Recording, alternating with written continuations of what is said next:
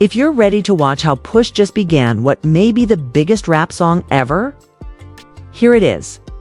Pusha T rivalry between Drake and Kendrick Lamar. Make sure to subscribe and give a like. It is really helpful to me. And with that said, right? Now, with Push and Clips and their recently released song, So Be It. It's true to the mission that Push is on in this era where he is reunited with Pharrell and Malice for the new Clips album. Well, it was already very clear from the way Clips was coming with this thing, and at that time alongside Kendrick Lamar and everything he stands for, that they were coming for all who have overstayed their welcome. From Drake to Kanye to Lil Wayne. Now, with this new Clip track, they recently disclosed that their conflict with the top rap artists is far more extensive than we could have ever dreamed. And that's what they want to show. Because Travis Scott is the one who Push It just called out and disparaged in this song. And when we examine the lyrics and Push's motivation for doing this, which he already made clear to us, we can see that Travis is not merely being called out by a single rapper here for a minor issue. Rather, Push is acting on behalf of a large portion of the rap community who are simply tired of the way the man has been acting. And now, if you haven't already, please make sure to like and subscribe before we get any more into this and how terrible things are going to become for Travis. It is really helpful to me. Having said that, whatever happens with this new Clip track, additionally, the next Pusha T and Travis Scott feud is beginning. Well, within this new Clips track, which features top-tier rapping from Push and Malice with a beat that is honestly more catchy than what Pharrell did on the first track they released, Ace Trumpet's Clips is truly in classic form here. And for Push himself, he is once again showing how he is right behind Kendrick Lamar in everything that he is doing.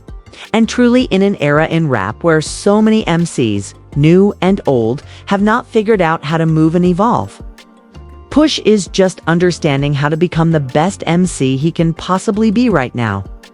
And how after having to hold back his words for so long, like the rest of the rap game in the Drake era, well, now Push can finally call out who he wants and just settle things to make sure rap never falls back into the trash state that a lot of people felt that it was in during Drake's run. And now seemingly with this, well, aside from Drake during the worst era in hip-hop, it seems like Push has found the next guy who he thinks was the worst contributor and person to this awful time, aside from the OVO loser. And of course, that happens to be none other than Travis Scott. And now, precisely. The words you cried in front of me are what Push uttered to begin this whole argument. Your pride was stolen from you. In front of me by Calabasas? Travis has never experienced anything like this in his career because Push is attempting to discredit Travis as a man in every way he can by claiming that he lacks morals, loyalty, or anything respectable like that. He even throws in some jabs that are obviously referencing how he messed up with Kylie Jenner, which makes everything worse. I'm sure Push knew exactly what he was trying to do here and how he was trying to get under Travis's skin and aggravate him. And now, even though most MCs in this day and age would just say something like this and leave us to deduce the rest of the reason why this is all really happening for Push, he had a GQ interview prepared with this song in which he made sure to explain to everyone why he was initially disparaging Travis Scott. Additionally, Pusha uses a phrase that is far less favorable than what I am expressing here, and claims that Travis Scott is not a respectable guy. And now, the reason for this, and the main focus of it all, stem from Travis Scott and his relationship with, you guessed it, one other person, Drake. Then there was the song on Utopia called Meltdown, in which Drake appeared. Additionally, Trap was playing Utopia for Push while he was with Pharrell and Travis. We learned that Travis performed Utopia for them, but he omitted Drake's Meltdown verse, where he obviously made fun of Pharrell and Pusha T pretty much in the process. The real context of this is that we were in Paris literally working when he called to play P's new album. He arrived at Pharrell's studio at Louis Vuitton headquarters, where Clips recorded most of Let God Sort Him Out, and he interrupted a session. Remembering, he sees me and Malice there, smiling, laughing, and jumping around doing his monkey dance. Even reading this makes it clear how much Push hates Travis Scott and simply has no respect for him. He continues by saying he wanted to play the music, but we weren't into it. Wanted to record us and listen to it afterwards. A week later, Meltdown is heard, but he didn't play it. He played the song, but not Drake's line. Push continues by, saying that he believes Travis is someone who fits in with whoever is attractive regardless of prior affiliations or loyalty. He goes on to explain why he despises the man by claiming that he doesn't hold Travis to any standards, because in his opinion, Travis has a habit of staying conveniently neutral when it suits him. He has done this a lot and has no picks. He will do this to anyone, despite Travis's tight relationship with Kanye. Drake appears to be disparaging him in sicko mode. Then it states that Push then made reference to last spring when Travis eagerly requested Future and Metro to preview the song Who's Incendiary when he joined them on stage. Kendrick's spat with Drake was sparked by the Kendrick Lamar verse. He was standing on the rolling, noisy stage like that show, and he had no allegiance to anyone. He would leap around or clutch to anything that he thought was hot. However, you may play such games with those individuals, you don't include us. As Push concludes this, he calls Travis a word that starts with a W, which I can't say here again. I believe this puts into perspective how he really feels about him, and with this, well, regardless of your feelings towards Pusha T, Travis Scott, or any of these other rap artists, there's no other way to put it. Pusha T is 100% correct about what he is saying for Travis here, and I think for how Travis's own lack of accountability and ownership in the rap game has ended up affecting both Push and Pharrell, who have made this entire album. And again, literally beyond this, Fel did contribute to Utopia, which was the same record he got dissed on. And again, there is no other way to put it. That is lame on Travis's end, however you want to call it. And now, as Pusha has seen this pattern time and time again, as he calls out here, really, this has been a long time coming. Because, as Push even says with, Yay, of course, on sicko mode, Drake ended up dissing him there.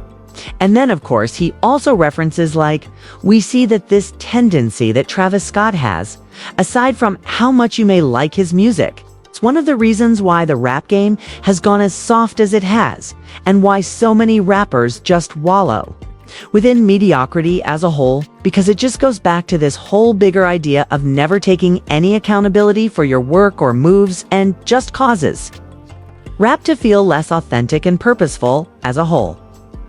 As a result, I must state that for the first time, I am just calling this out because we have all witnessed it. Well, he's truly revealing a lot and showing how Travis Scott is not as liked as he wanted everybody to believe by his peers, especially the ones who are all just about having words and standing on them. 'Cause I guess in that way, when you really break down how little Travis stands for, he must almost respect Drake a little more. As wild as that sounds, just in the sense of, where Drake actually stands on some level, I guess. And really, to be honest, what I think is going to be most interesting and telling about all going down in this pivotal moment with Travis Scott and Pusha T is that now, as Travis has been disliked and he has been called out for all of the clown stuff he has been doing by one of the most respected rappers out, how does he respond to this? And how does he address these criticisms? Because his entire character is really being put into question, and he is going to have to handle this on some level no matter what he wants to run away from. And truly now, of course, as Travis is not a lyrical rapper and he has used writers who were around for a lot of his career, like Shy, for example.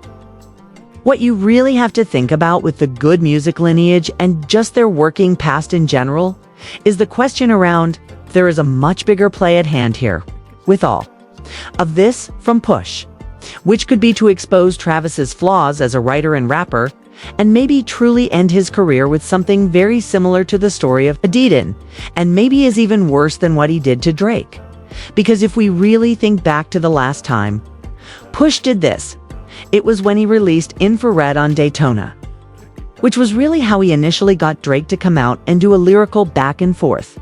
Naturally, we all witnessed the conclusion of that when he revealed the Adidon narrative.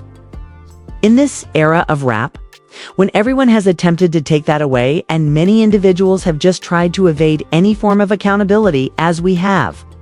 Seen with Travis Scott, I must say that Push deserves a lot of respect for sticking to his principles and decisions. As we wait and see how this all turns out for Push A and Travis Scott in their dispute, the only thing we can do is watch too. See how Travis responds? Perhaps even if Push has a bigger plan overall.